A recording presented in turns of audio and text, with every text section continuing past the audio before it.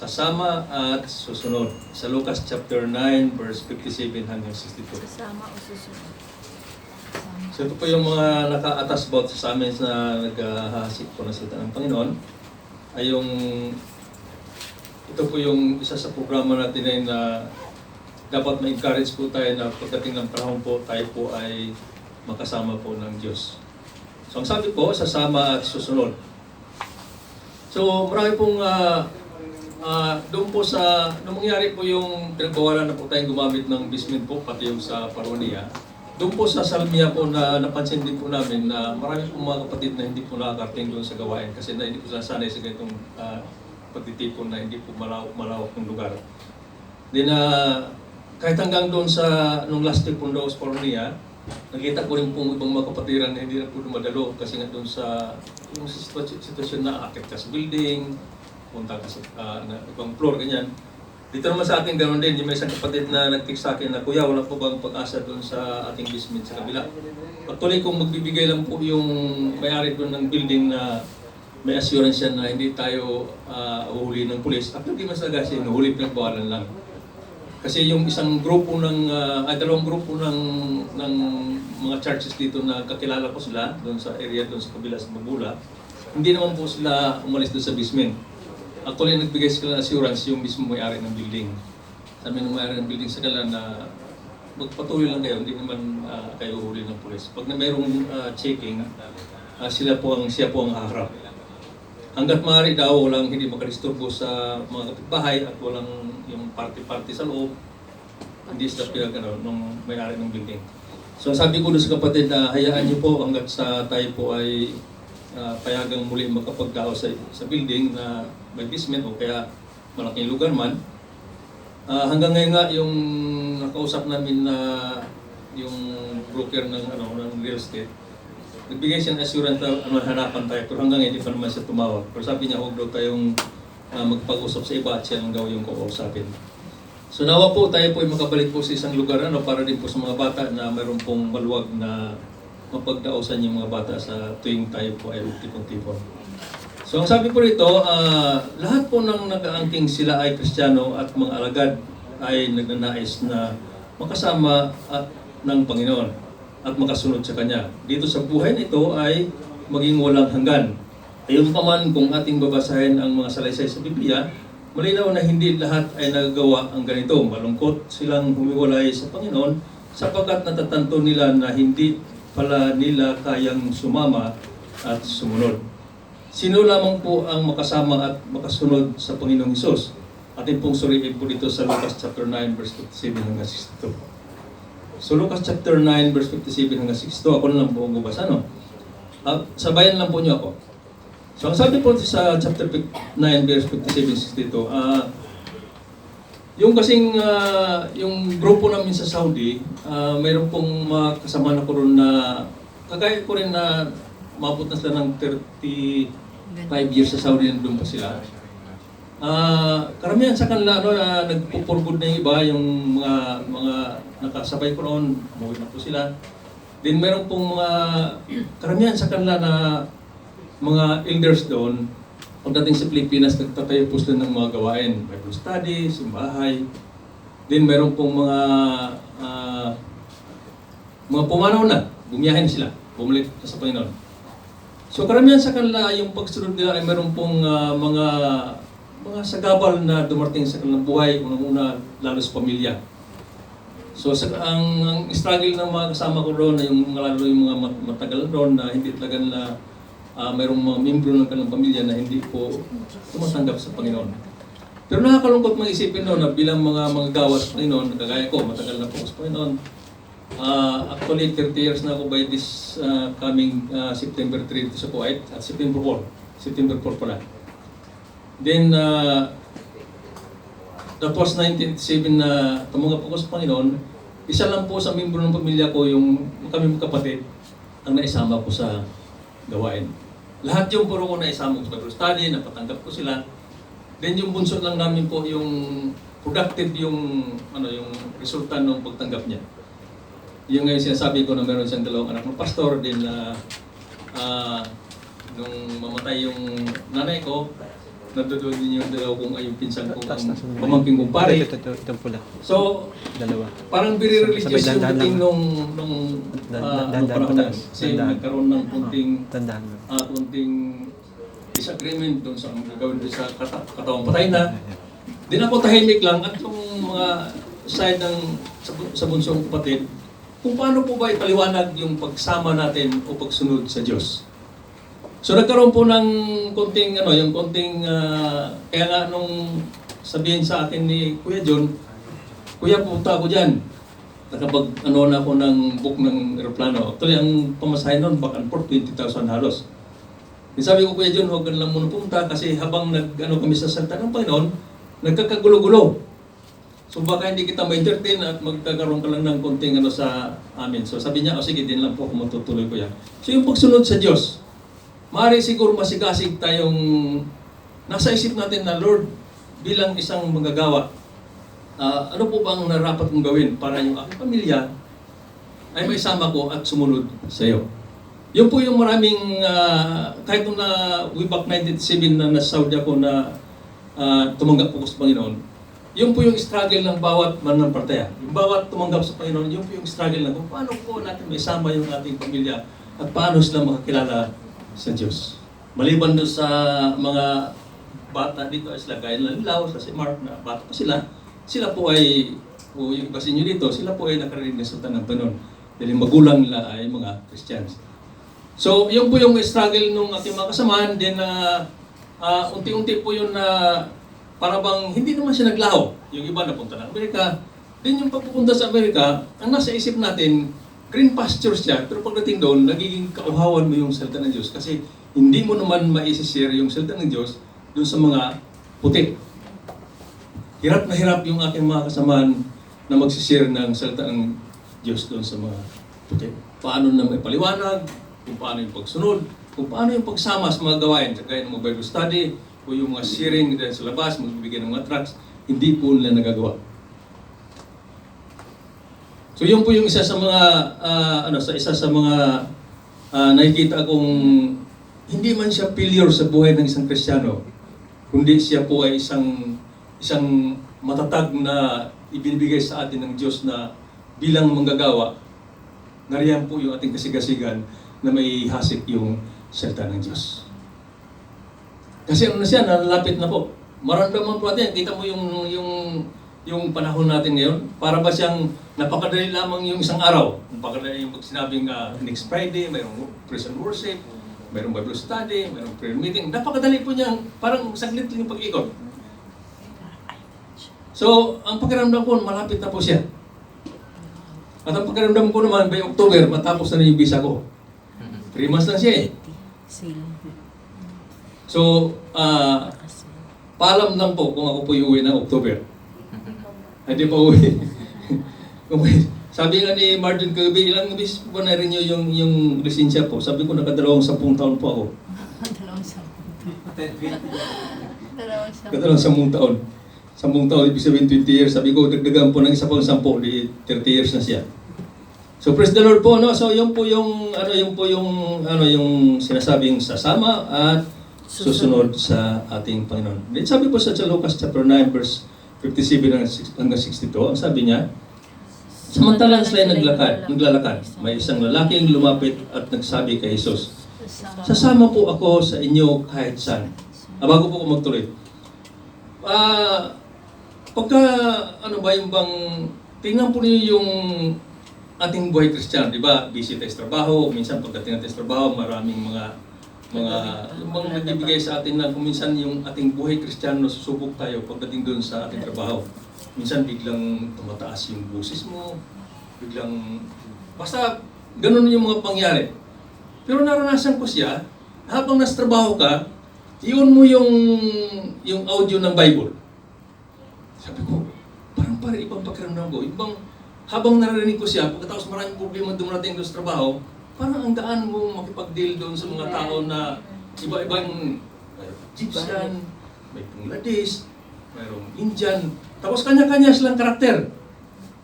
Pero kung napakinggan mo yung salita ng Panginoon, may sabi mo na, itong mga ito, kapwa ko sila kapatid, sa Panginoon kasi creative sila ng Diyos, na in His resemblance ng Panginoon, na ganun di ako. Kaya sabi, biglang naglalaylo yung aking buses, biglang, kasi tumataas ng konti. Minsan, di ba, yung medyo sa pagpaliwanag ka, ayaw kang intindihin, ayaw kang pausan mong buti. So yung pananalita, tumataas din siya. Pero habang pinakinggan mo yung salita ng Panginoon, bigla siyang, pa siya ng konti. Amen. Tapos bigla siyang naglalaylo. Hanggang sa marating mo yung punto na, ay, ganito po pala yung gusto ng Panginoon sa mga anak niya. Pero pag wala, nung isang araw lang, sabi ko, Lord, ako pa naman mag-preach sa Friday, Lord. Ba't napasigaw ako? Ano po niyo mga kapatid? So yun po yung isa sa napapansin ko na habang tumatagal ang isang Kristiyano, nagbibilang ka ng taon, kagaya ko, nagbibilang din yung aking edad, hindi na ako babata, patanda na ako. Sabi ni Eli, pag tinanggal mo yung salamin mo, Lolo, you look very old. So ganun po yung buhay natin. No? So na-realize natin na yung Panginoon, habang tayo po ay lumalakad bilang isang Kristiyano, lagi siyang nakipag-usap sa atin sa magitan ng Espiritu na, Amen. sumunod ka sa akin. Amen. Kahit man lang sa ganitong klaseng paraan, sumunod ka sa akin. At pagdating ng panahon, makakasama kita. Amen. Diba? Ano, mga kapatid? Amen. Then sabi niya rito, sabi nung isa, sabi niya, may lungga ang, sabi ng Panginoon Jesus, sumagot si Panginoon Jesus sa verse 58. Sumagot si Jesus, may lungga ang asong gubat at may pugad ang mga ibon. Ngunit ang anak ng tao ay walang sariling tahanan. At sinabi naman niya sa isa, sumunod ka sa akin. Ngunit sumagot ang tao, Panginoon, hayaan lang po muna ninyong maipalibing ko ang aking ama. Sinabi ni Jesus sa kanya, hayaan mong mga patay ang magpalibing sa kanilang mga patay. Ngunit humayo ka at ipahayag mo ang tungkol sa pagkahari ng Diyos. May isa namang nagsabi sa kanya, susunod po ako sa inyo, Panginoon. Ngunit hayaan ninyong magpaalam muna ako sa aking mga kasambahay. At dito naman ang tugon ni Jesus, ang sinumang nag-aararo at palingon-lingon ay hindi karapat-dapat sa kaharian ng Diyos. Tayo pa manalangin. Lord, maraming pong salamat, Panginoon, Lord, sa inyong kabutihan, Panginoon, sa pagbigay ng palaala sa pagsasamin, Panginoon God. Salamat po sa inyong salita, Lord.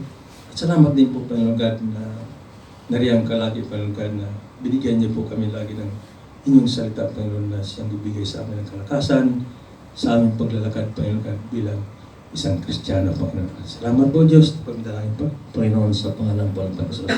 Amen and amen. So, sasama at susunod. Sino nga po ba ang makasama at makasunod sa Panginoong Hesus? Yun po yung unang tanong. Di una po, yaong mga handang isang tabi ang ginhawa at layaw ng buhay para sa Panginoong Hesus. Din doon po sa ating pinasa, lagi po din tandaan church, no? Actually po, no, kung hindi ito po naibigay sa akin na ito po ang ituturo natin, o ipapalala sa inyo, hindi ko po siya masyadong ibigyan ng diin. Kung ano pa ba itong mga verses na ito? Bakit po ba ang Panginoon ay para bang kung kausap niya yung mga disciples ng unang panahon, parang napakasimple niya sabihin yung mga bagay na parang akala mo, ano na siya, normal lang siya nagpag-usap sa mga tao. But then na-realize ko po, kung gaano kababa ng loob ng Panginoon nung siya bumaba sa lupa, dapat po tayo mga Kristiyano, ganun po din po yung ating maging kakayuan. Kasi pag binasa mo siya, sabi, napakasimple naman ito, Lord. Parang wala namang ano siya, normal lang siya. Nababasa ko na siya nung 20 years ago. Nababasa ko siya nung, actually, pag binuksan mo yung book of Matthew hanggang yung 4 na ebanghelyo na yun, parang hindi mo na siya masyadong binibigyan din para pabasahin eh. Nagko-concentrate ka lagi doon sa book of Ephesians.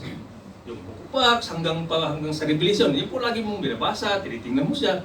Pero pagdating doon sa buong ebanghelyo, parang, ano lang siya ba yung bang nadadaanan ko na yan? Madalas ko siya narinig. Pero pag yung pala ipalala siya ng Panginoon, ma-realize mo ngayon kung ano ka sa harapan niya sa ngayon. Kasi maiisip mo siya eh. Mababasa mo yung sabi ng Panginoon, sasama po ako sa inyo, sabi ng isa. Wala po pakiba sa atin, di ba? Lord, di po ba Panginoon, anak niyo mo Panginoon? Kinikilim natin yan lagi araw-araw. Lagi natin kinikilim araw-araw na, Lord, bigyan niyo po ko ng protection po yun. Bakit ka humingi ng protection kung di mo naangkin na ikaw naman ay anak niya? Simple lamang siyang bagay, pero hindi natin nakikita kung ano pong kalagayan mo sa harapan ng Diyos. At ang kalagayan ng Panginoon sa atin. Anak ko kayo, ito po yung sasabihin ko sa inyo. Tatanggapin mo ito o hindi, pero ito po yung aking sabihin sa iyo kasi anak ko po kayo. Kaya sabi niya rito, sabi ng isa, sasama po ako sa inyo kahit saan. Sabi ng isa, wala po yung pag-iba sa atin. Kahit saan tayo pupunta, nandun yung sinasabi natin, hindi, Kristiyano naman po ako eh. Pero pinabubuhay ba natin yung ating pagiging Kristiyano? Yung bang ating pananalita, masyado ba tayong mapagmataas doon sa kapwa natin? Lalo doon sa mga hindi mananampalataya. Yung bang ating paningin, yung ating pamumuhay, nare-realize ba natin na mayroong mas mga mahirap doon sa Pilipinas na nangailangan ng ating tulong, kung nangailangan natin prayer? Hindi man makaabot sa atin, ay, ba niyo po alam yung ating mga tithes and offering? Dinadala po yun doon sa mga liblib na lugar. Mayroon kaming kasama doon sa Saudi. Actually, namimit ko lang siya sa convention pagdating ng tuwing taon na dito pas Pastor Billy. Namimit ko po siya sa Dubai. Nung siya yung sa Pilipinas po, nagtayo po siya ng simbahay. Pero after a year, namatay po siya. Yung kanyang mga binubuksan na gawain, mga mahirap lamang, mga magsasaka, mga taong makita mo na, kumbaga sa ano, kung mayroong restriction sa ating panonood dito sa ating pagsasamba, sa kanila, wala po. Kung ano po may suot nila, dumarating yung mga bata, mga tsinilas, tabingi pa, pulpud pa. So yung ating mga bagay na siyang sabi ito, saan po ako? Sabi ng isa, sumagot si Jesus, may lungga ang asong gubat at may bunga po, pugat ang mga ibon.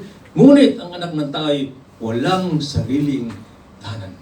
So ma-realize mo yun, pag binasa mo siya, tika nga Lord, bakit nga ba Lord masyadong ako kuminsan pag hindi bago yung aking suot, ayaw ko pumunta sa church. Pag hindi ko in-encourage na pumunta kayong gusgusin kayo ha. Ang sabi ko lang, pag pumunta tayo sa church, dapat ma-realize natin kung ano yung kaayusan natin ayon sa biyaya ng Diyos. Amen. Titingnan natin yung nasa Pilipinas, yung mga churches doon, lalo doon sa amin.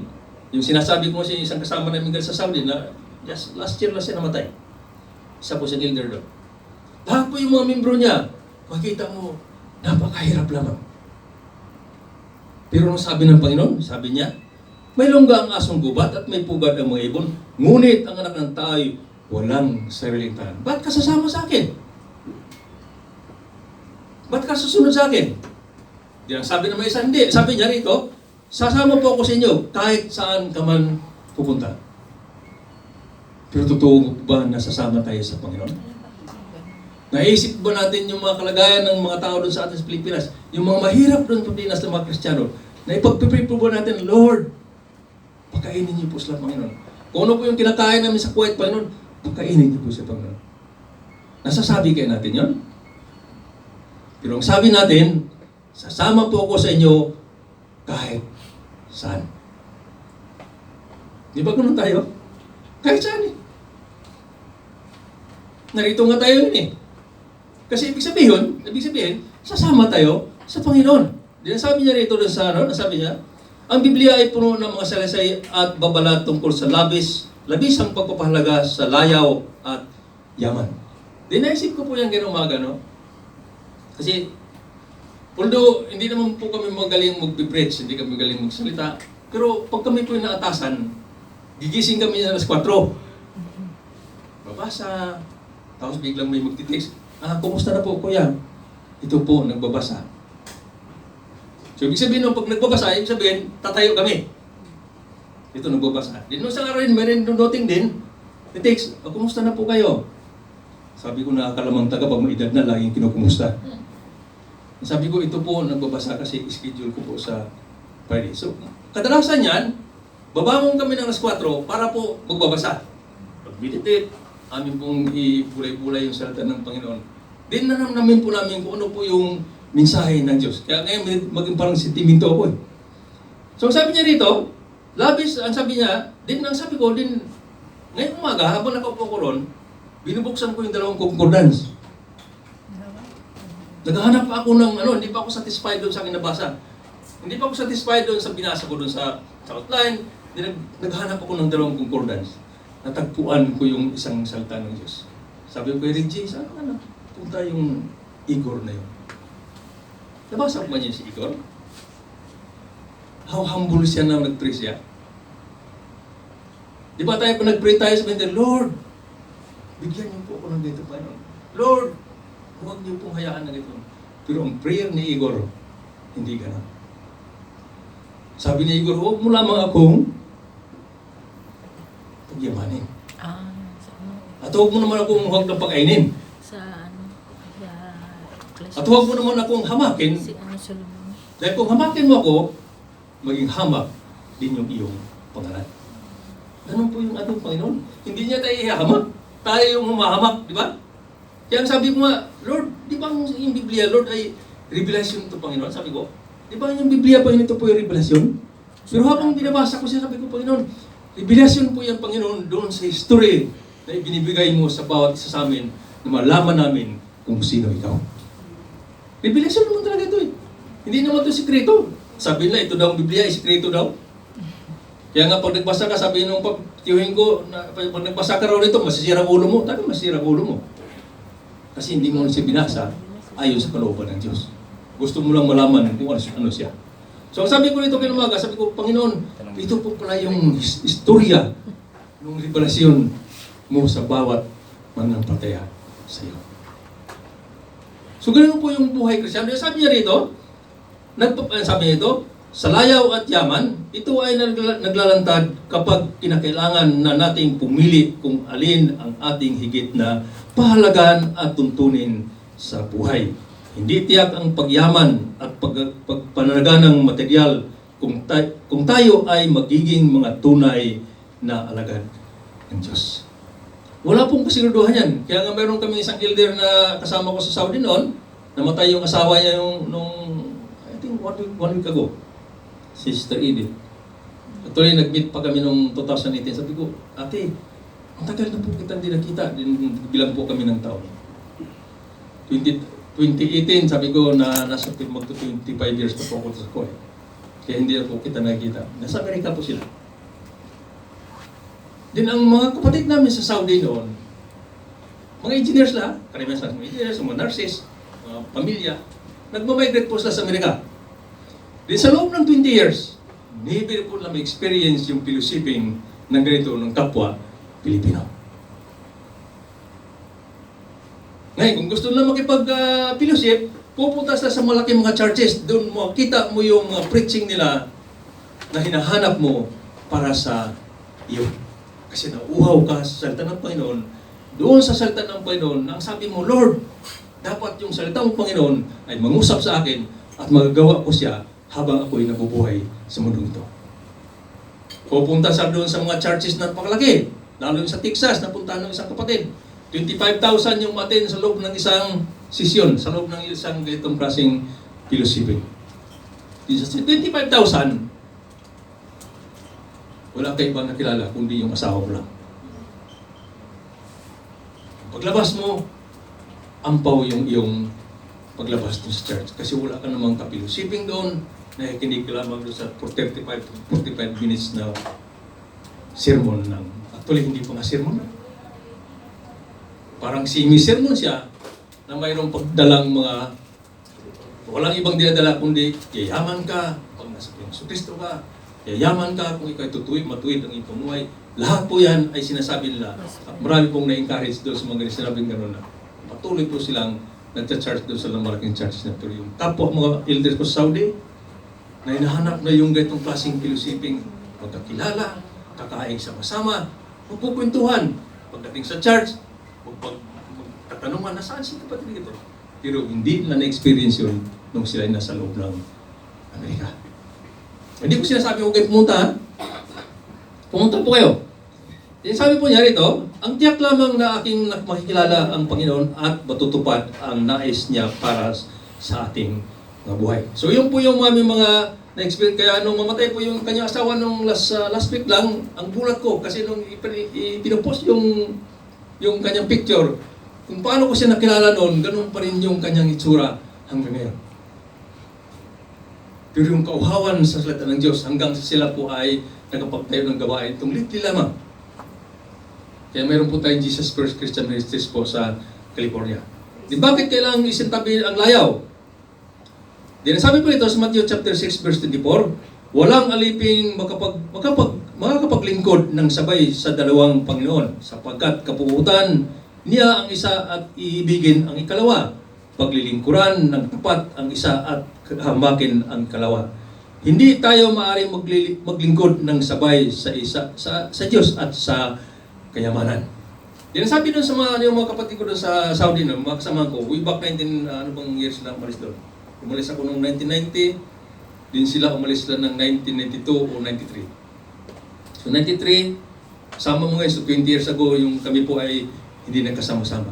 Then, isasum up mo yung lahat ng kanilang paglilingkod. Compare doon sa paglilingkod namin sa Saudi, wala sa katiting yung kanilang kalagayan nung sila nasa Amerika sa loob ng halos 25 years na naroon sila. Napakalaking kaibahan po. Napakalaking kauhawan sa kanila na sa loob ng 20 taon, yung kanilang pagsisirbi sa Diyos ay parang walang, kung ihambing mo sa mga daliri, wala po sa kalingkingan nung sila po ay nasa Saudi Arabia bilang mga manggagawa sa Diyos. Mayroong prayer and fasting, mayroong prayer every Tuesday, Wednesday, mayroong Bible study, mayroong tinatawag na workers fellowship. Lahat po yung ginagawa namin.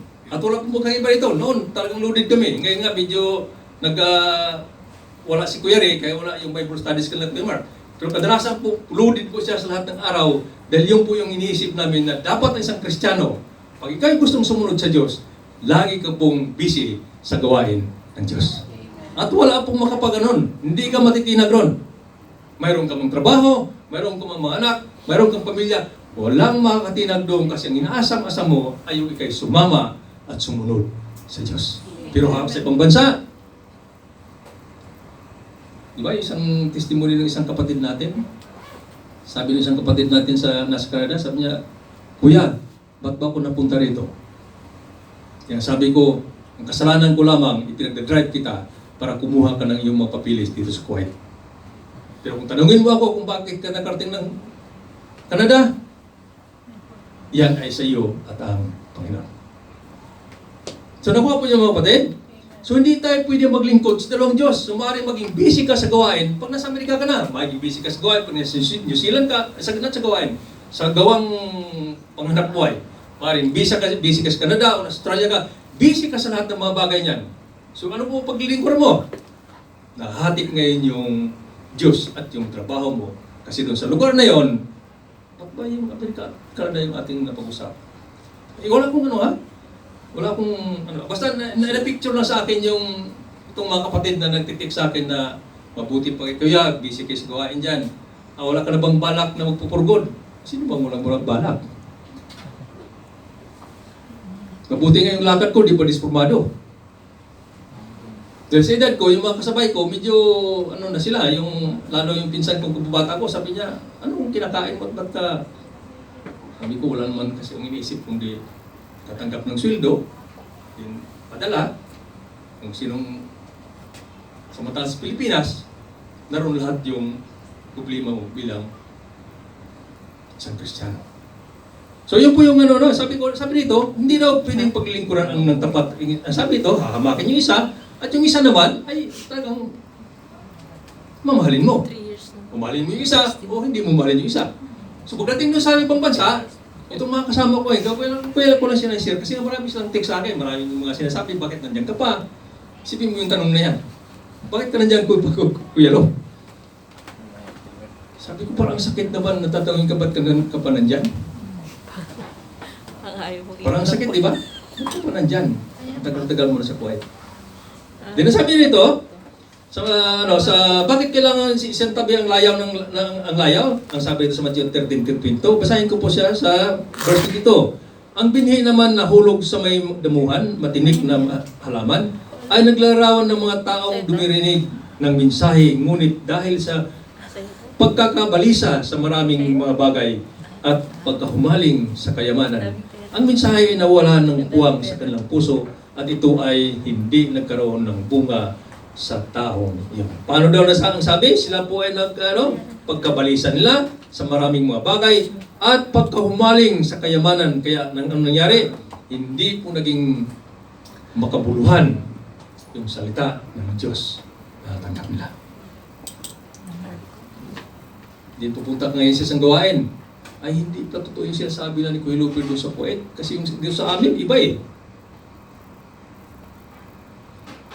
Once you are saved, you are saved.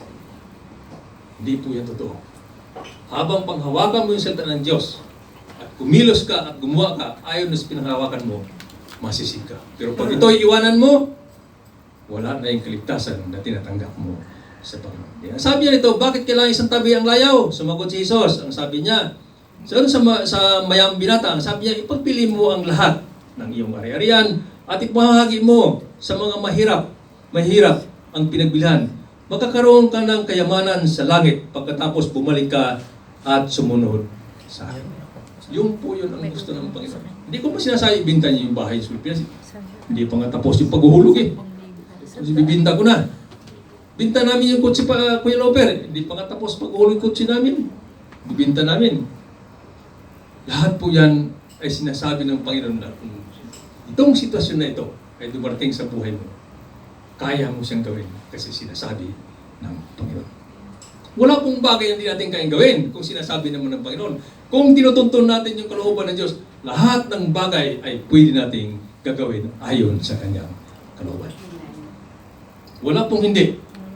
Then sabi niya, bakit kailangan isatabi ang layaw? Sa Timoteo chapter 6 verse 9 and 10, ang sabi niya, ang mga nagnanasang yumaman ay nahuhulog sa tukso at nasisilo sa bitag ng masasamang hangaring magtutulak sa kanila sa kamatayan at kapahamakan. Sapagkat ang pag-ibig sa salapi ay ugat ng lahat ng kasamaan. Dahil sa paghahangad na yumaman, may mga taong nalayo sa panampalataya at nasasadlak sa maraming kapigahatian. Dinasabi ko doon sa isang kapatid galing sa Saudi, ano po siya, isa po siyang programmer. Bibigyan ko lang po ng sample para yung ating buhay po ay makikita natin kung sino sila at sino din tayo sa harapan ng Diyos. Then atin pong may improve yung sarili natin. Sabi nung isang kasama ko na programmer siya, ang gagawin ko, Brad Doc, pagdating sa Pilipinas, magtayo po ako ng tutorial school. Natupad po yun. Pinagpipray, pinagpapasting. Nagkaroon po siya ng tutorial school sa harapan ng UP, sa Santa Misa. UP ba yan? Yung Santa Misa? Yung PUP. Okay, kulang lang ng isang P. PUP siya. So nagtayo po siya ng school. Bunga po yun ng prayer and fasting nung nasa Saudi kami. Dinito po ngayon. Never na po siyang naka-attend sa gawain. Mula nung nitayo yung kanyang tutorial school niya, never na po siyang napadalo sa gawain. At ano pong sabi niya? Brad, hindi ko naman nakalimutan ng Panginoon. Nagpe-pray ako sa gabi, tumatawag ko sa kanya, ang nakalimutan ng kapatid, do not stop meeting together. And towards love, encourage one another, admonish mo yung kasama ka doon. Pagkain sa salita ng Diyos, hindi po yan nakakuha na sa ikaw, nagpipray, nagsusulo ka, at meron kang malaking business, ikaw po ay nasa Panginoon na. Nililing lang mo lamang yung iyong sarili. Kasi kailangan po natin ng fellowshipping. Kailangan natin yung magpapalakasan sa bawat isa. Amen. Hindi po totoong nalakas ka pag ikaw lang mag-isa. Hindi po Amen. totoo yun. Kasi kahit yung mga nasa presuan, yung aking kasamang worker doon sa Mandaluyong na namatay na si Kuya Prin, yung sinasabi kong isa siyang kriminal, sa loob ng kulungan, wala pong nag-iisang prisong Kristiyano na nagsusulo lamang mag-pray. Lahat sila sama-sama. Lahat sila nagpapalakasan. At gusto ng Panginoon na tayo magpalakasan sa bawat isa. Bakit pa tayo nagkaroon ng fellowshipping dito? Bakit tayo nag-praise and worship? Kung kailangan naman na ganun, pwede na siya. Dahil gusto ng Panginoon na ma-admonish ang bawat isa sa atin sa kanyang salita. Amen. Di po ba mga kapatid? Kasi kung yun lamang layunin natin na sa loob lang ng bahay, okay na ako dito, nakipayro ako fellowshipping sa loob ng bahay, sino ang kapilosip mo? O, maaari kayong mag-asawa, maaari mga anak mo, pero gaano kalakas yung fellowshipping na sinasabi ng Diyos? Bakit magukuman ang Diyos kung ganun lamang yung sitwasyon ng isang Kristiyano?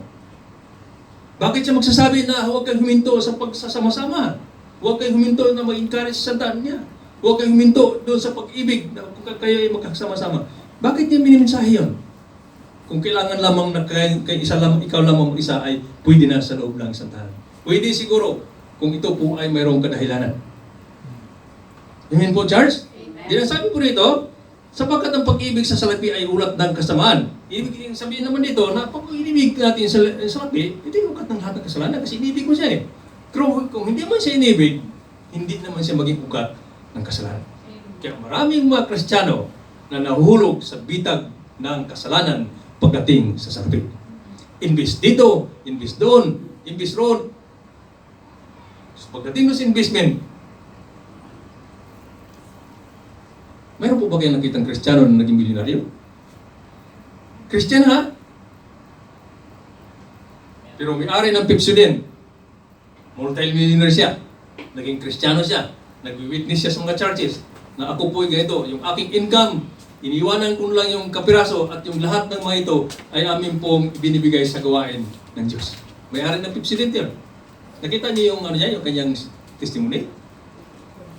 Yung anak ko, sabi niya, yung anak ko, naging Kristiyano rin. Yun din po yung ginagawa. Ang sabi niya sa anak niya, magiging normal yung iyong pagkatao pag nakilala ka sa Diyos. At maging normal po yung kanyuan pag nakilala ka sa Diyos. Din yung anak niya, pag nakita mo, hindi mo siya masabing milyonaryo.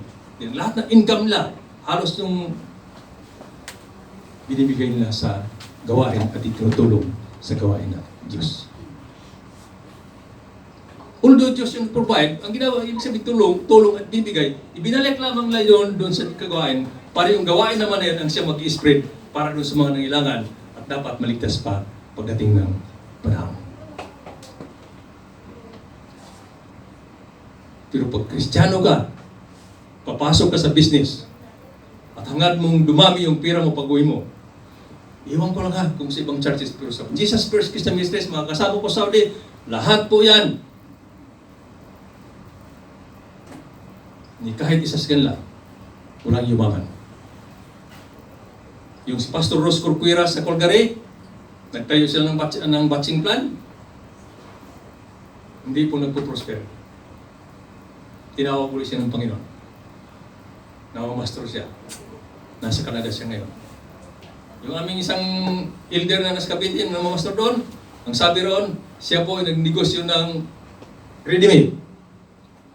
Ay yung ready-made niya, naging hindi na ready-made eh. Naging Eloy's Clothing na siya. So lahat po yan. Maraming yun po yung ating sinasabi na wala nang po hangat na yung maman Kuya Luper. Baka nadi-deceive ka lang doon sa iyong naramdaman. Kasi yung puso nito, sinungaling yan pagdating sa harapan ng Diyos. Na hindi natin naisip minsan na ito po pala ay kung dapat ipapakontrol natin sa Diyos. Bakit kailangan isang tabi ang pagtugis sa layaw at yaman? Sabi rito, sapagkat ang kayamanan ay isang uri ng ibang Diyos sa mga nagmamahal at nagpapahalaga rito ng higit sa Diyos. Din pangalawa, sapagkat ang paghahangad sa layaw at kayamanan ay sumasakal sa tao upang hindi na maging kapakinabang sa mga layunin ng Diyos. Dito po tayo tinignan po natin, sabi niya rito, sapagkat ang paghahangad sa layaw at kayamanan ay sumasakal sa tao upang hindi na maging kapakinabang sa mga layunin ng Diyos. Din isa pong testimony po ng ating kapatid. Nasa abroad, hindi ko nabagitin lugar. Dati gamit na gamit siya dito sa Kuwait. Kilala niyo yun? Gamit na gamit sa Kuwait. Lahat po ng gawain meron. Pagdating sa ibang bansa, zero siya. Then ano po ang testimonya? Marami man kaming pera, marami man akong pera, pero sa salita ng Diyos, hindi na po siya kagaya nung ako'y nasa Kuwait. Totoo naman talaga eh. I-convert mo yun sa piso yung kinakita mo doon sa abroad, ay talaga namang limpak-limpak. Sabi ko nga doon sa pinsan ko na kapitan sa barko, sabi ko, siguro maaring yung katayuan sa ngayon, marami kang gold sa kamay, marami kang gold sa liig, ang kulang lang siya yung gold sa ilong. Sabi ko lahat yan meron ka. Yung mga alahas, puro para sa kadina ang laki. So anong saysay yan? Kung hindi ka man nakakilala sa Diyos. Din yung aking pinsan na buhay, nagpapadyak sa sahig. Iwan ko kung ibig sabihin nun. Dahil hindi siya man napartaya. Pinadyak yung kanyang paa sa sahig. Hindi ko alam kung ibig sabihin.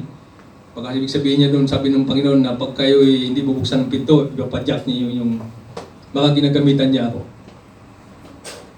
Sabi ko, lahat ng mga bagay na mayroon ng isang tao, kung wala siyang pagkakilala sa Diyos, ito ay hamak sa harapan ng Panginoon. Mga kapatid, sabi niya rito, sapagkat ang labis na pagpapahalaga at sa yaman ay humahadlang sa lubos na pagsunod sa Panginoong Hesus. Lahat po ng mga bagay niyan, lahat po ng ating mga pangarap, lahat po ng ating mga plano, kung ito'y labis at wala sa kalooban ng Diyos, magiging hadlang ito sa plano ng Diyos para sa buhay natin.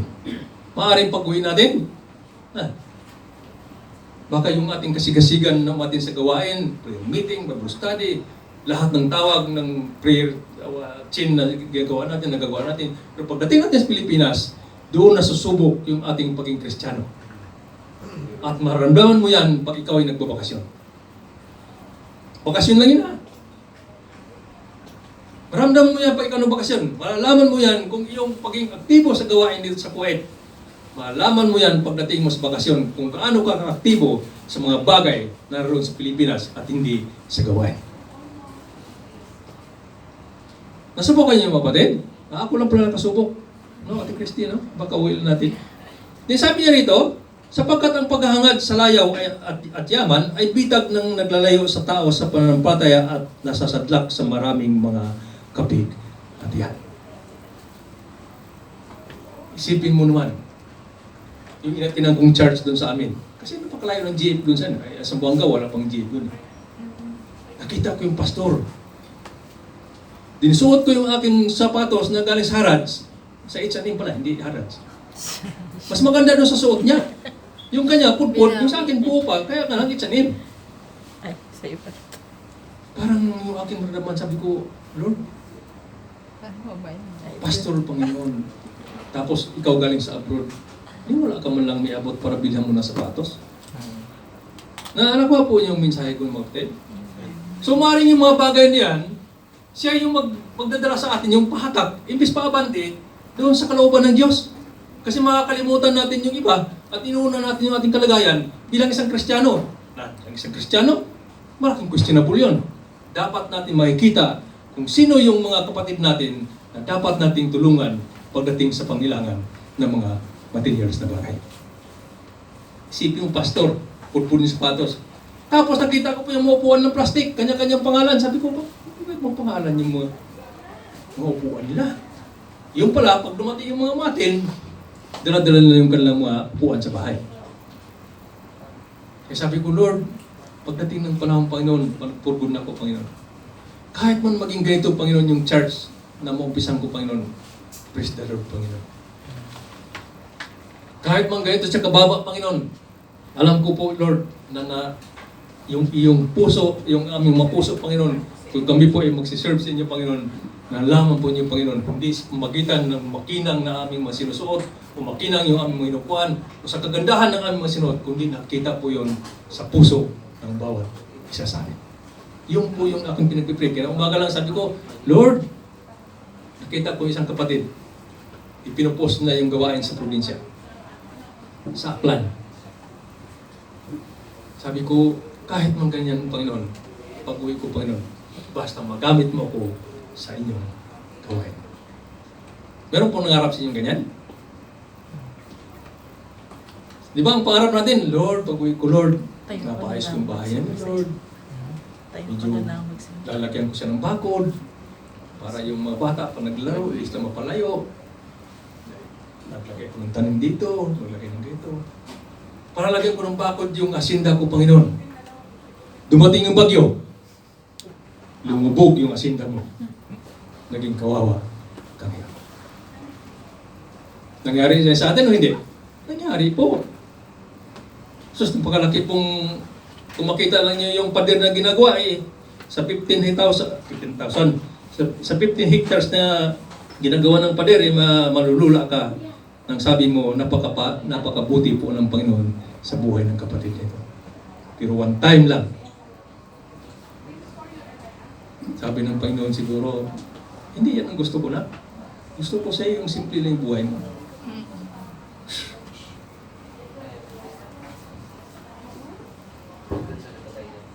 Tingin nyo, encouragement po yan sa atin na hindi po nakatutok yung ating puso at isipan doon sa mga bagay na nawala. Mas maigi yung tayo mag-impok ng mga bagay na makalangit dahil pagdating ng panahon, sasabihin ng Panginoon, welcome, good and faithful servant. Pagdating ng panahon siguro, Makikita ka, alika na. Doon sa katapatan mo, Lord, saan ako mga tapat doon? Naku, yung puso at isipan mo lagi nandoon sa mga mahirap. Alika, pasok ka sa karyan mo. Diyan sabi niya ito, sapagkat ang paghahangad sa layaw at yaman ay bitag ng naglayo sa tao sa pamagitan sa pananampalataya at nasasadlak sa maraming mga kapaghatian. Isipin mo, galing ka sa Kuwait, nakakuha ka ng maraming pira, nakakuha ka ng indemnity na ganito, millions and millions. Bili ka ng motor, bili ka ng sasakyan, lahat yung bibilin mo. Kung ano yung nagustuhan ng iyong mata, yung pagnanasa ng iyong mata, yung po yung iyong gusto mong kamtan. Din sa isang idlap lang. Goodbye Philippines. Din naduron yung panghinayang mo. Kung pwede ang ibalik ang panahon, Lord, dapat pala, Panginoon, yung ibili ko ng Hilux na ito, Panginoon. Pinagtayo ko ng gusali ng simbahan. Siguro kahit bagyo man dumating, lindol man dumating, at least makikita mo yung 4 na poste na nakatayo pa rin. At pagdating ng araw, patatayo uli siya ng gawain ng Diyos. Hindi siya nawala. Sasakyan, na-depreciate yung value, bibili ka ng lupa, ngayon kailangan mo na yung pera dahil gusto mo kailangan ng pera dahil emergency ka, yung bili mo na 1 milyon, sabihin ng bibili, 100,000 na lang. Dahil sa kailangan mo, ibibinta mo siya. So nasaan ngayon yung pananampalataya sa Diyos? Nawala siya dahil napupokus yung iyong layaw at kayamanan na gusto mong makamtan na ibinibigay sa, sabi mo, biyaya ng Diyos. Lahat naman talaga yung biyaya ng Diyos eh. Tayo lang po yung hindi marunong gumamit. Tayo lang po yung hindi good steward doon sa biyaya ng Diyos. Lahat ng bagay na meron tayo, ito po yung pinagkaloob sa atin ng Diyos. Maging 5 man yan, maging 10 man siya, maging 100,000 man siya, maging million man siya. Lahat ng yan ay pinagkaloob sa atin ng Diyos. Pero kung tayo hindi good steward, zero yan. Din sayang yung pananampalataya sa Diyos. Kaya sabi po, masama po ba ang kayamanan o pagiging mayaman? Ang sabi niya, yaong mga hindi nagpapaliban sa mga katawagan ng mga inuutos ng Panginoong Hesus. Ang sabi pa sa Lucas chapter 9 verse 57-62, basahin ko na sa 59. At sinabi naman niya sa isa, sumunod ka sa akin, sabi ng Panginoon. Ngunit sumagot ang tao, Panginoon, hayaan lang po muna ninyong may palibing ko ang aking ama. Di ba kung minsan iko-compare lang po natin. Noong unang panahon kasi, sinesearch ko siya. Kaya, alam ko ng concordance, kung may dagdag kong sabihin. Noong unang panahon, pag namatay, hindi na siya nagpapaliban ng oras o araw. Pag namatay, balutin lang, hililisin lang, ilibing lang agad. So itong tao na ito, kausap ng Panginoon, hayaan po inyong Panginoon na ilibing ko yung patay. Ang sagot sa kanya ng Panginoon. Saan ang sagot ng Panginoon sa kanya?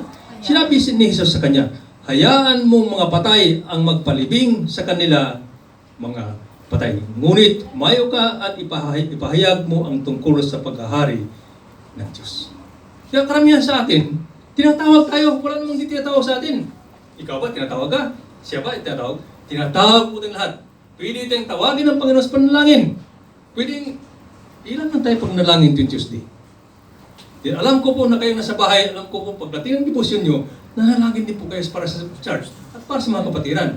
Pero ang gusto ng Panginoon, na unahin mo siya doon sa kanyang pagtawag sa iyo. Tinawag ka ng Panginoon maging prayer warrior. Punta ka sa church, mag-pray ka kasama nila. Kahit di mo gusto yung mukha ng mga kasama mo ron. Ayaw ko niyan, mapunta yan kay Luper kasi sungit-sungit niyan. Eh kung masungit siya, masungit ka tingnan. Ayaw ko dyan kasi nagchichismisan siya. Eh kung chismosa sila, chismosa ka rin eh. Kaya gusto ng Panginoon magsama-sama kayong dalawa eh. Kasi pag kumidlat, pareho kayong tatamaan. Nakuha po niyo ito sa inyong church? Amen. Wala pong pinipili ang Panginoon sa kanyang pagtawag. Ang gusto ng Panginoon na tayo po'y magre-response doon sa kanyang pagtawag sa atin. Wala na yung mga alibay na yan. Wala na yung sabihin. Kaya kung minsan nalulungkot ako eh. Pwede bang ay hindi muna kasi papunta ako sa kailangan bukas embassy punta ako. Pwede po bang mayroong reason kung bakit ayaw tumugon? Ang sabi ng Panginoon, hayaan mo yung mga patay niya nang siya maglibing ng kanilang mga patay. Kung titingnan natin ang ating panahon, wala namang masama sa sinagot ng tinawag. Di mo po masama yung mayroon tayong reason. Di rin po masama na mayroong dahilan kung bakit tayo hindi pupunta o hindi tayo tumugon. Pero mas masama kung mayroong nagsisirsalita ng Panginoon at binubuksan mo lamang siya ng cellphone. Imbis makinig ka, nandun ka sa cellphone. Pero sabi mo, Kristiyano ka at tumutugon ka sa Diyos. Ito punta tayo sa cellphone. Siguro may iPhone dito na iPhone 20.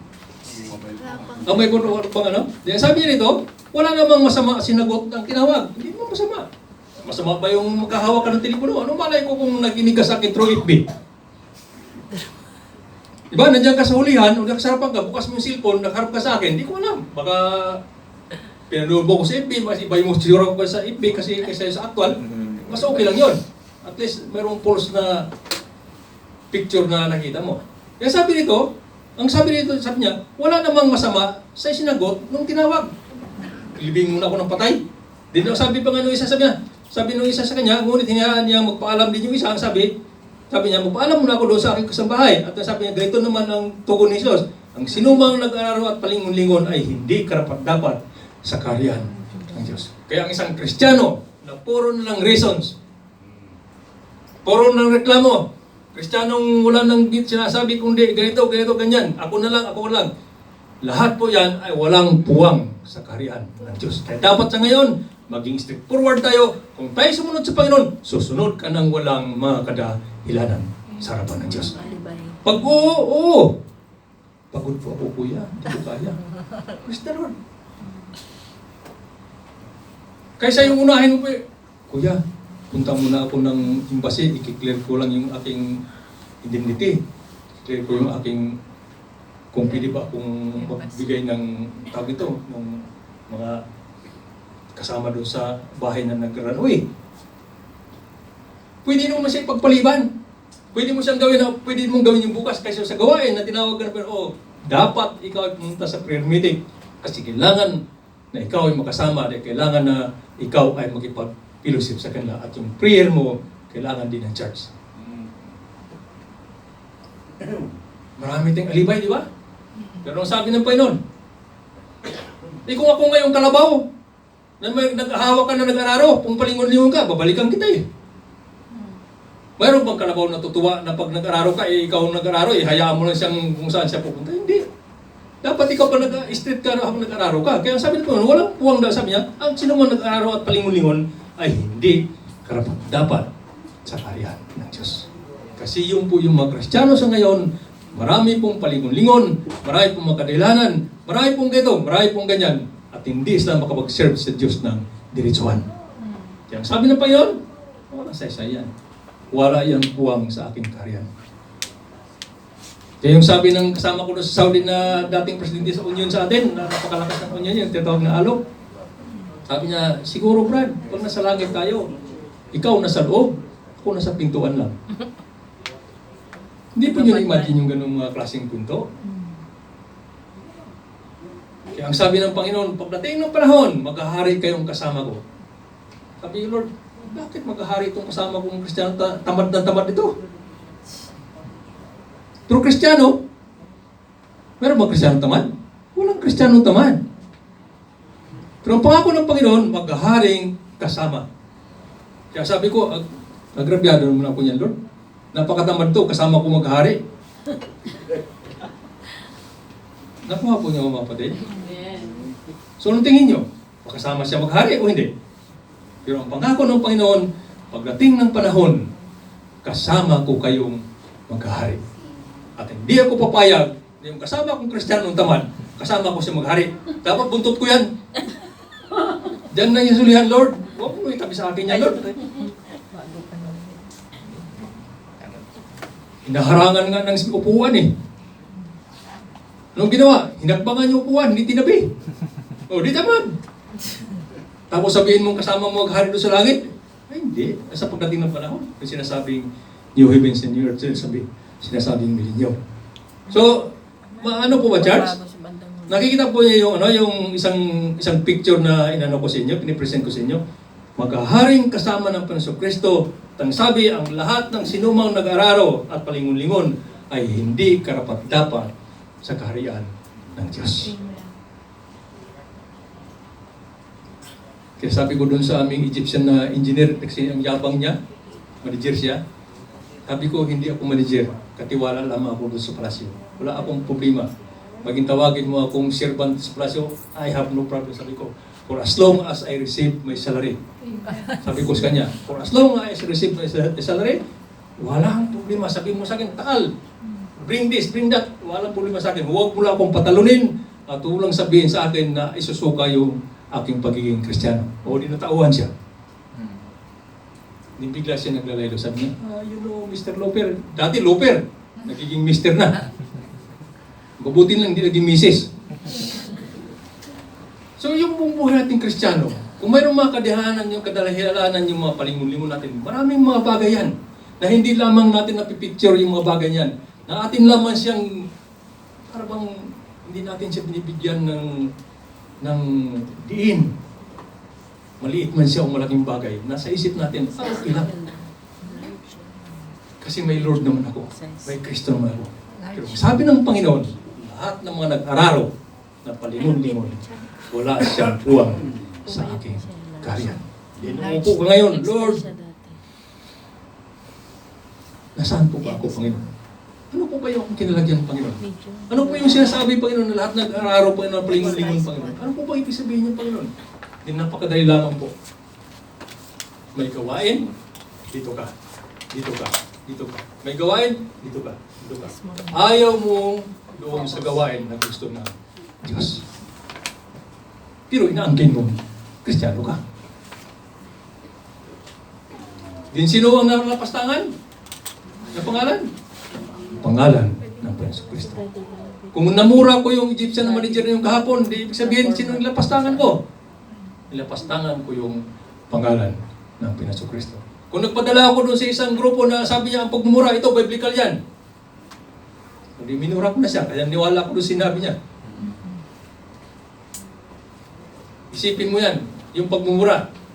Nabibigyan na ng justification kung bakit siya nagmura ang Panginoong Kristo. So ang Kristiyano sa ngayon, pwede din siyang magmura. Hindi sabi ko, kayo lang, hindi ako. Sabi ng Panginoon, lahat ng nagmumura, lahat ng nagsabi ng kasiraan sa kapwa, sila po ay will go to hell. Ano po niya mga kapatid? So sabi po niya, kung sabi niya, mga 10 minutes lang ha, kaya sabi niya, kung titinan ng ating panahon, wala namang masama sa isang tinatawag, sabi ng Panginoon. Katulad lamang ito ng nangyari kay Ananias na namatay at inilibing na hindi man lamang nalaman ng asawang si Sapira. Ito yung nagsinungaling po si Ananias, di ba? Tandaan nyo? Pagkapatay niya, libing kagad. Kaya sinabi ko, sinasidetrack ko yung tungkol doon sa namatay na sabi, magpalibing mo ako na aking patay. Sabi ng Panginoon, hindi. Hayaan mo yung mga patay na maglibing doon sa yung patay. Ang sabi niya rito, dahil sa pagpapalibang ito, hindi makasama ang lalaki sa Panginoong Hesus, bagaman at magkasama na sila sa oras. Wala po yung pagkakaiba sa atin. Narito man tayo sa isip na ito, kasama tayo nagpupuri, kasama tayo lahat. Kasama tayong sumigan, hallelujah. Kasama tayong sagsabing amen. Pero tiyak ka ba na ang pupuntahan mo ay yung sinasabi ng Panginoon, ikaw ba ay tama ang pagsunod sa akin? Baka hindi. Baka maaaring nag-enjoy lamang tayo dun sa presensya ng mga kapatiran. Pero sa presensya ng Diyos, hindi natin siya na-enjoy kasi hindi man natin ninanamlam yung sinasabi ng Espiritu sa atin na kayo po ay magpupuri sa Diyos sa Espiritu katotohanan. Kaya kung yan ang ating ginagawa, tiyak ako na makasama tayo sa sinasabing kasama ng Panginoong Hesus sa oras na yan. Din mga halimbawa at bunga ng pagpaliban doon sa Genesis chapter 11, 31, 12. Basahin ko lang po sa chapter 1. Sabi niya rito, sinabi ni Yahweh kay Abraham, lisanin mo ang iyong bayan, ang tahanang iyon ay ng iyong ama at mga kamag-anak, at pumunta ka sa bayang ituturo ko sa iyo. Pararamihin ko ang iyong mga anak at apo at gagawin ko silang isang malaking bansa. Pagpapalain kita at gagawin kong dakila ang inyong pangalan at ikaw ay magiging pagpapala. Titignan po niyo magpatid. Itong halimbawa nito, ipipicture niyo po sa buhay mo. Pag tinawag tayo ng Panginoon, karamihan sa atin, hindi tayo umalis doon sa ating kinalagyan. Walang pagkakaiba yan kay Abraham. Din sa ating present na sitwasyon po, tingnan po natin yung buhay Kristiyano. Pag tinawag tayo ng Panginoon, mayroon po siyang kasunod na pangako doon sa kanyang pagtawag sa iyo. Amen. Wala po yung pagkakaiba kay Abraham. Ang ginawa lamang ni Abraham, nung tinawag siya, alam mo si Abraham. Then kung minsan yung buhay Kristiyano natin, tinawag na tayo ng Panginoon. Example ko lang sa prayer meeting. Marami pong tinatawag ng Panginoon. Halika, punta kayo dito. Sama kayo sa prayer. Kasi magiging strong tayo pag sama-sama tayong manalangin. Mayroon 20, 30 manalangin. Napakalakas yan sa harapan ng Diyos. Amen. Pero anong sabi rito? Tinawag si Abraham. Sabi ng Panginoon, lisanin mo yung bayan, lisanin mo yung tahanan yung ama, mga kamag-anak. Pero ang ginawa ni Abraham, hindi niya ginagawa yun. Pero hindi nakikita ni Abraham na sa dulo ng kuman na yun, yung utos na yun, naroon yung pangako sa kanya. Ganun din po sa atin. Pag tinawag tayo ng Panginoon, lagi natin titingnan, lagi natin isipin, lagi natin lagi sa puso, na ang kasunod noon, o kalakip noon, ay pangako ng Diyos. Amen. Sabi niya kay Abraham, ikaw ay pararamihin ko, gagawin kong malaking bansa. Ang sabi niya, pagpalain ko at gagawin kong dakila ang iyong pangalan. How much more sa atin? Kasama ba si Abraham doon sa pagiging hari noong pagdating ng panahon? Actually si Abraham, nakatingin lang din sa pangako na parating. Pero tayo, alam na natin yung parating na pangako. Yung sabi nito, ikaw daw yung pagpalain. Sabi din man sa atin, tayo'y kasamang maghahari ng Panginoon Kristo pagdating na panahon. May pangako po siya. Sabi niya nito, nagkuha po niya mga kapatid. Sabi na unang tinawag, ngunit nagpapaliban siya. Sabi niya, sumagot si Stephen, doon sa Book of Acts, sabi si Stephen po, sinabi sa kanya ng Diyos, iwanan mo ang iyong lupain, sabi ni Stephen doon sa kausap niya. Lupain, kamag-anakan at pumunta ka sa lupain ito. Itinuturo po ni Stephen noong unang panahon. Sabi po din sa ating, ano ba yan, yung ating ni Abraham. Ang dahil kay Tira, ang sabi rito, klaro po siya. Sige, hindi ko lang po siya, so, inutosan po siya ng Panginoon, umalis ka ron. Sabi po ito, mga dahilan at bunga ng papapaliban. Una po, yung Ur at Caldea, hindi niya basta-bastang maiwanan. Sabi po, sila po ay tumigil doon po sa sinasabing Haran. Ang buhay Kristiyano po minsan, pag tayo po'y tumitigil doon sa pagtawag sa atin ng Panginoon, naging stagnant ka ngayon. Ang nasa isip natin, hindi tayo stagnant. Yung nag-stagnant tayo doon sa ating buhay Kristiyano. Tinatawag tayo ng Panginoon, umalis ka dyan, pumunta ka rito. Umalis ka nga, pero nag-i-stay ka naman doon sa isang sitwasyon na ayaw mong umalis. Nagiging stagnant ka ngayon. Alam mo kung bakit? Kaya lagi kong in-encourage yung tayo po'y humayo tayo para hindi tayo maging stagnant na Kristiyano sa harapan ng Diyos. Inutusan po tayo humayo. Inutusan tayo ng Panginoon, tayo po'y humayo. Inutusan tayo ng Panginoon, tayo po'y humayo. Pero karamihan sa atin, naging stagnant tayo doon sa ating pagiging Kristiyano at nanatili lamang tayo doon sa ating kinalagyan sa ngayon. Hindi po tayo lumakad at humayo. Ang ginawa naman ng Panginoon ito, sabi nito, si Abraham po ay natigil sa Haran at umabot po ng 13 taon bago po siya sumunod at pumunta doon sa pangako ng Diyos sa kanya sa Kanaan. Kuminsan ganun din po tayo.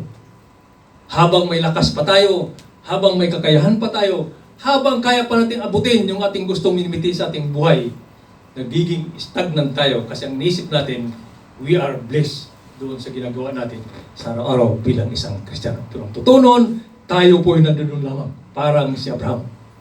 13 taon si Abraham, naging stagnant siya doon sa kanyang hindi pagsunod sa Panginoon. Nakuha po niya, Charles? Amen. Paano po ba siya? Dinbilisan ko po siya, din malapit na po siya matapos. Then sabi po niya rito, ano ko po ba ang Naging bunga.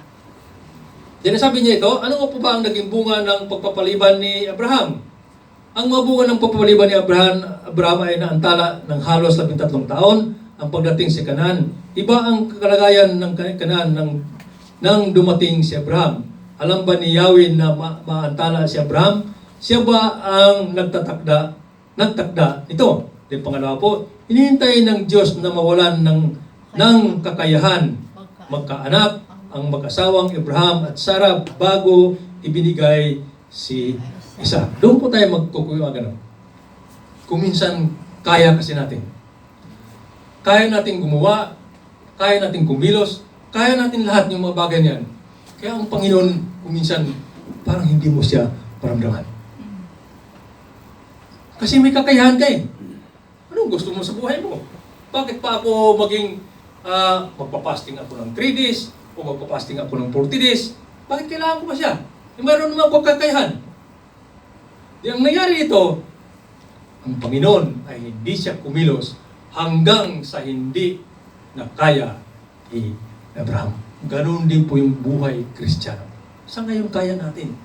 May mga trabaho tayo. Maaari yung ating mga prayers ay 5 minutes, 3 minutes. Maaari yung prayer natin, mga prayers natin ay walang kasamang fasting. Maaari yung ating mga prayers pagdating ng Thursday, prayer lamang, pero yung fasting nakalimutan natin. Maaaring lahat na yun dahil sa tayo ay mayroong kakayahan. Pero pag wala na tayong kakayahan, doon mo maramdaman yung pagkilos ng Diyos. Luluhod ka ngayon. Iiyak ka ngayon. Lalo na pag nakarating ka doon sa buhay na ikaw ay magkakaroon ng karamdaman. Sabihin mo ngayon, Lord, naging faithful naman ako siya, Lord, nung ako sa kuwait, Panginoon. Bakit ko siya naranasan? Kung hindi po ito nakatakda, hindi ka makakasama ng Diyos. Kasi isip mo, kaya mo ang lahat ng iyong ginagawa kasi may kakayahan ka sa iyong buhay. Lalo pag marami kang ipon. Sino may ipon itong milyon na sa bangko? I wish. Wala, no? Diba? Pagdating ng ating sweldo, Mark, no? Pagdating, kaman ko siya, di ba? Tapos ang tithes. Sa listahan lamang siya. Pero praise the Lord po, ganun po tayo mga Kristiyano, di ba? Dito sa atin, di ba? Hindi ko alam sa iba. Maaaring ganun po yung ating sitwasyon sa buhay. Pero ang gusto ng Panginoon na tayo po ay isuko po natin yun. Lagi po natin isipin na wala po tayong kakayahan. At doon lamang kikilos ang Diyos. Diyan, sabi niya rito, maraming pagsisinungaling at pagsuway si Abraham na ginawa bago siya tuluyang naturuan ni Yahweh na sumunod. Ganon din po tayong Kristiyano. Actually, wala po naman tayong magsinungaling dito, no? Maliban nung minsan na siguro na naisip na niya na yung sinabing walang pera, hindi ko na siya ginagamit, tagal na. May pera ka? Diba? Sinabi ko sa inyo lagi yan. Huwag niyong sabihin wala kayong pera kasi ang alam ko mayroon kayong 5 pills, mayroon kayong 10 pills, mayroon po akong 5 pills.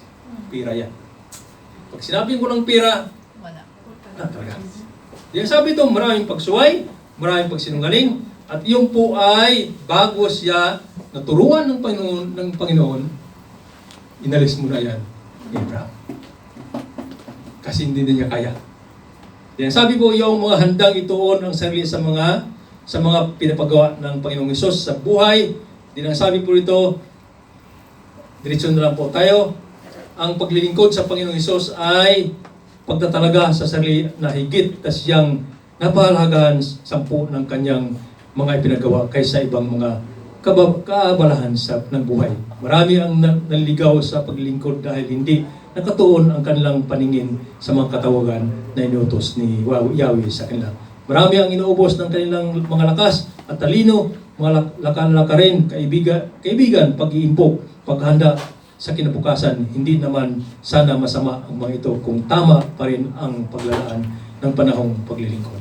Halimbawa po si Pablo po, siya po ang sabi niya sa 1 Corinthians chapter 9, verse 25-27 ang basahin ko. Subalit sinasanay ko at sinusupil ang aking katawan upang sa gayon hindi ako maalis sa paligsahan pagkatapos kong mangaral sa iba. So pag binubulay-bulay mo po siya bilang isang Kristiyano, para po yung isang atleta, lagi mo pong sinasanay yung sarili mo, lagi mong iniingatan yung sarili mo, lagi mo siyang pakainin yung sarili mo. Kasi atleta ka eh. Kasi pag hindi, madidisqualified ka sa pagiging atleta. Walang pagkakaiba yan sa isang Kristiyano. Lagi mo siyang alagaan. Lagi mo siyang pakainin ng mga espiritual na bagay. Lagi mo siyang nanamnamin yung salita ng Diyos na hindi ka malilihis. Din saka ka lang magwawagi at magkasunod sa Panginoon. Walang pagkaiba yan sa atleta na sinasabi ni Pablo. Dinasabi po ito, ang halimbawa ni Marcos. Si Marcos din po, yung hindi si Marcos natin presidente. Nais ni Bernabe na isama si Juan na tinatawag ding Marcos. Ngunit ayaw ni Pablo sapagkat hindi ito nagpatuloy na sumama sa kanilang gawain. Sa halip, ito ay humiwalay sa kanila sa Pampilya. Ito po yung istorya ni Marcos. Siya po ay lumihis. Dito po sa atin, meron po ganyan, di ba? Minsan, ayaw mong... Minsan papaliban ka ng araw o isang linggo, ay kung lang umating. Medyo hayahay pa naman mapagkaramdam. Then sabi niya rito, halimbawa naman kay Dimas, ito si Dimas, talagang tuluyan talaga siya. Kaya in-encourage ni Paul yung mga Kristiyano, parang atleta na, dapat alagaan mo yung katawan, maging qualified ka pagdating ng paligsahan. Then sabi niya ito, halimbawa kay Dimas, ang sabi naman ito, iniwan ako ni Dimas dahil sa pagkahumaling niya sa sanlibutan. Humaling po si Dimas. Mas pinili niya yung mga bagay na makasanglibutan. Nung nasa Saudi ako, mas marami mga Kristiyano akong kasama na pinili nila na tuwing Friday nasa diskuhan. So nung magkahulihan, alam niyo yung mga bata ng Saudi, kami mga bata, ang sabi ng mga kasama ko, anong tawag niyan? Pikat? Girising nga sa inyo. Yun po yun ang buhay Kristiyano. Pero hindi mo natin ginagawa yan. So ang gawin ito, si Dimas ay humaling sa sanlibutan. Pupunta siya sa Thessalonica at siya doon po ay napakasaya. Umalis na po siya. Sabi rito ni Pablo kay Timoteo, hanapin, sabi, kita mo, ang isang tatay sa iglesia. Kaya ako hindi po ako nagsasawa na magpapaluwap, hindi ako nagsasawa na magtatanong kung saan. Ang sabi ni Pablo, kahit itong si Marcos na ito ay suwail at paikis-ikis, pero sabi niya, hanapin mo naman si Marcos, sabi niya, hindi si PBM ha. Hanapin mo naman si Marcos, isama mo rito, sabi niya. Kita mo yung tatay niya, isama mo rito sapagkat malaki ang may tulong niya sa aking mga gawain. Yun po yung isang tatay sa isang gawain. Kahit man nung sabihin nyo dyan, iwakin nyo yan, pero nandoon yung kanyang pagiging tatay pagdating sa gawain. Kaya lagi ko naghahanap. Ngayon kung turing niyo sa akin di tatay, turing niyo ako kung sino ako, basta hahanapin ko kayo. Wala akong pagkalam kung anong sabihin. Ay, Bisaya, ano, saan ba yun? Tumutanda na yun. Ay, nandyan lang. Makalat-kalat sa kapahin. Ako talaga, hahanapin ko siya. Sabi niya rito, at marami daw may tulong si Marcos. Halimbawa, naman si Dimas, ang sabi rito, si Dimas po ay, sabi niya ito, kung kinukumusta rin ni na Marcos, si Dimas at Lucas na makasama ko sa gawain. Nagkukumustahan sila maski wala na sa kanilang puderyo malis na kapatid. Halimbawa naman si Dimas, ang sabi nito, sabi iniwan ako ni Dimas dahil sa paghumaling doon sa gawain, nasa mundo na siya. Then ang sabi po rito, ano nga ba ang naging bunga ng pagpapaliban ni Marcos? Ang naging bunga, pag ikaw po ay medyo isi-isi lang. Si Marcos po ay, ang sabi niya, 20 pesos na isang kilong bigas. At siya naman lumilihis. Kaya hindi naging 20, naging 55. Then sabi ito si Marcos po ay nagiging pa suwi-suwi na lang siya sa gawain. Ano naman ang naging bunga ng puntalikod ni Dimas? Bakit kaya siya naakit?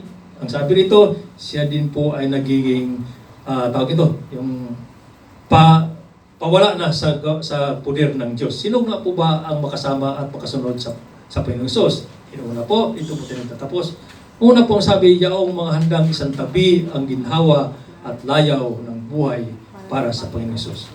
Pangalawa, yaong mga hindi nagpapaliban sa mga katawagan at mga inuutos ng Panginoong Hesus. Then pangatlo po, yaong mga handang ituon ang sarili sa mga ipinagawa ng Panginoong Hesus sa buhay.